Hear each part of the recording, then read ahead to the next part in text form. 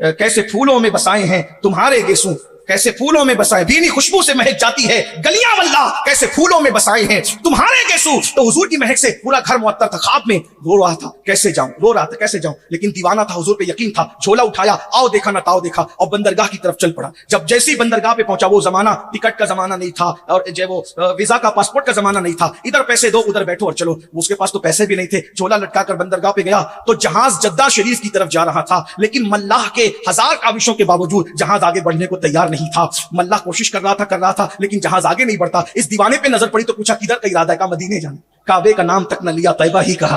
किधर जाने का? मदीने जाने का। आओ बैठो चलो।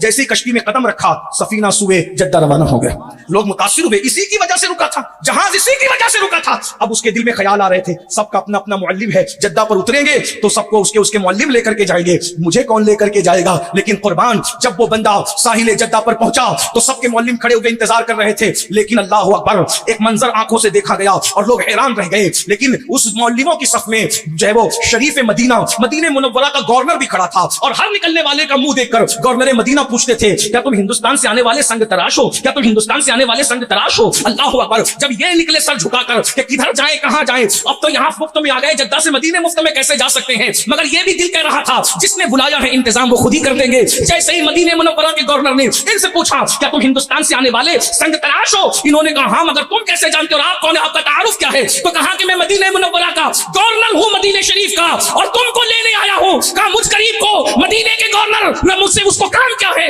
और वो मुझे कैसे जानता है? तो मदीने के गवर्नर ने कहा, अल्लाह के रसूल मेरे ख्वाब में आए थे और फरमाया अगर मेरी मेहमानी करना चाहता है तो एक मेरा गुलाम संग तराश हिंद से आ रहा है, उसकी खिदमत करना, गोया कि तू मेरी मेहमानी का शरफ हासिल कर लेगा।